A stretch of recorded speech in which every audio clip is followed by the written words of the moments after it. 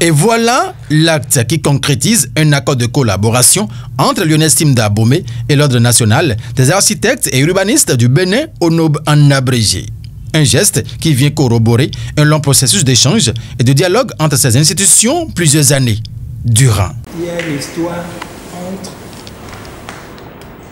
l'université, l'UNESTIM actuelle, avec l'Ordre des architectes urbanistes. Ce parcours a été vraiment, c'est un parcours de combattant, mais à la fin, c'est les résultats qui comptent. Monsieur le Président, je me souviens très bien, lorsqu'on avait des difficultés avec l'UAMO, vous avez beaucoup contribué pour la labellisation de la licence professionnelle à l'ESTBN, actuellement à l'École nationale. Vous vous souvenez que nous avons effectué plusieurs visites avec vous à la maison des bâtisseurs avec les partenaires. Et nous vous avions exposé un projet phare cher à l'UNESTIM, c'est-à-dire le PEA, dénommé PEA I4. Et vous avez accepté de nous accompagner et vous avez accepté aussi que nous travaillons dans un projet que nous appelons City 2E, la cité du transfert du savoir, d'innovation, d'expertise et de l'entrepreneuriat. Et l'histoire est longue. Malgré tout ce parcours, rien d'officiel n'a jamais existé entre ces deux institutions et ce vendredi 6 décembre 2024, à la Maison des bâtisseurs à Aglan-Gandan, un véritable accord de partenariat a enfin vu le jour pour permettre à l'UNESTIM de désormais bénéficier entièrement de l'appui de l'Ordre national des architectes et urbanistes du Bénin. Lorsqu'on voit l'historique qui s'accroche à cet accord de coopération, sans exagérer, le NSTP produit aujourd'hui des étudiants de bonne qualité.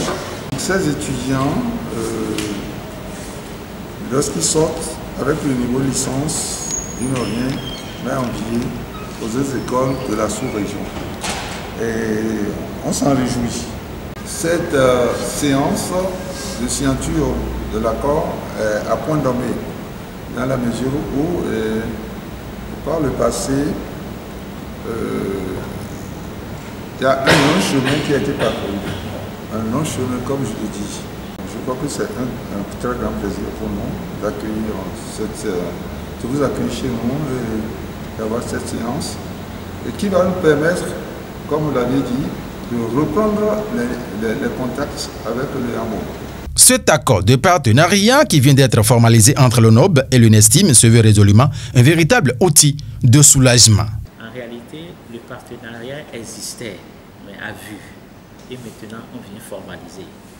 Et ça, c'est un point fort. L'autre point fort, c'est que lorsque j'entends le président dire qu'il est satisfait des étudiants qui sont à sa disposition, c'est une fierté. C'est une fierté parce que pour tout ce que nous faisons, c'est le regard porté par les autres, ceux-là qui utilisent ce que nous faisons. Alors c'est pour ça, et aussi pour parler aussi du curricula, vraiment c'est ce que nous attendons de nos partenaires. Hein. Non pas seulement le placement des étudiants, mais quel regard ils ont des étudiants qui ont été placés et comment ils peuvent aussi agir sur les curricula. Vraiment pour vous dire merci. Nous sommes dans un domaine en permanente évolution.